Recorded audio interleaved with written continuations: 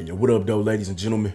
Back at it again with Rap Relive with your boy Flanoy, where we talk about black music culture from a Gen Z perspective. Today, man, we're gonna be talking about how rap artists use merch to build their own culture. On the surface level, man, a rapper or a singer's merchandise doesn't sound like that big of a deal. I mean, we often see merch advertised in the same ways and at the same times. If you pre-order a t-shirt, you'll get a free copy of my album.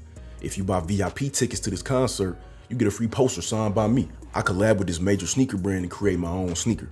Basically in a nutshell, we usually only hear and see merch being directly tied to an artist's music, whether it be a new album, a new tour, or an endorsement deal to a popular brand. I say for most artists, their merch is simply an add-on, just another stream of revenue. And don't get me wrong, it's absolutely nothing wrong with that. It's a win-win situation. The artist is able to make more money by selling a product, and the fans are able to buy merch from their favorite artist as a testament of their support to that artist. Though at the same time, one thing we need to notice is the transition of an artist's merch to the fans' hands is very impersonal. By impersonal, what I mean is that it doesn't build a deeper connection between the artist and that artist's fan base. It just is what it sounds like, a monetary transaction.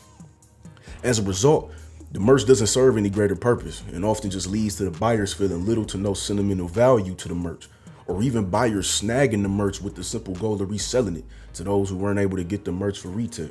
While merch is treated as just an extra for many artists, there's a few who've been able to really recognize and use the power of merchandise to build their own culture with some of the most loyal fan bases and some of the most recognizable pieces of merch in rap culture as a whole today.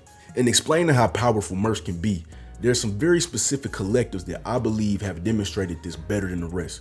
I want to go kind of in depth on each collective, so I'm gonna make this into a video series, starting with episode 1. For episode 1 of the series, we'll be taking a look at record label, clothing brand, and rap group, the Merino Infantry. The Merino Infantry was founded by ASAP Mob member ASAP Ant, also known as YG Addy. Now, Addy started the Merino Infantry when he was back in grade school alongside his brother DJ Nick, starting it as an aspiring skate team and later becoming a clothing brand. Over the years, we've been able to see a lot of popular rappers wearing Merino Infantry t-shirts and hoodies even before Addy started really taking the merch game to the next level. But we're not gonna go too deep into the history of Merino. Let's just go straight into how Addy changed the way that I look at merchandising. Of course, the recent pandemic hit a lot of artists really hard due to obvious traveling and social restrictions. But when some of those restrictions were lifted, Addy had to find a way to reconnect with his fans. As an independent artist with no manager, Addy had to find a way to build a close relationship with his fans in a short amount of time, all while using his own funds. But the pop-up shops had so much success early on that he began to take the clothing releases in pop-up shops much more seriously. Long story short, these occasional pop-ups turned into tour dates, with Addy and his team going from city to city to city to city, seemingly almost every other week from January 2021 all the way through November of that year.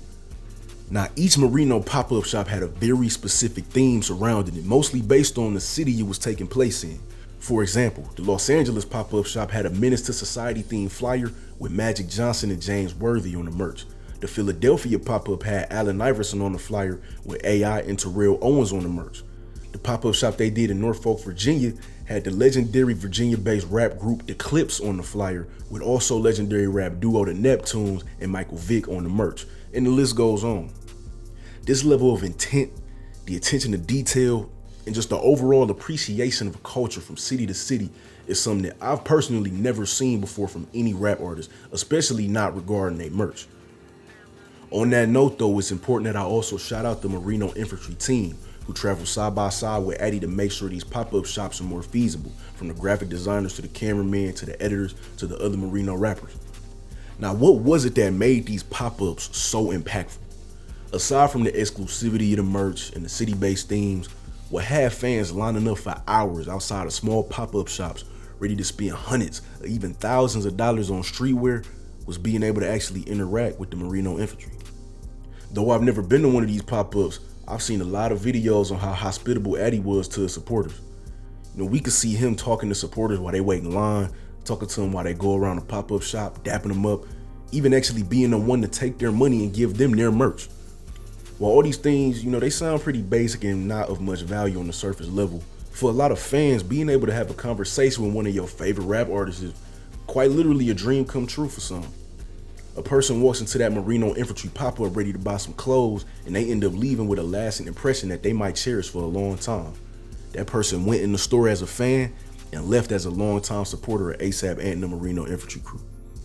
Now, what is it that I respect the most from these Marino pop-up shops?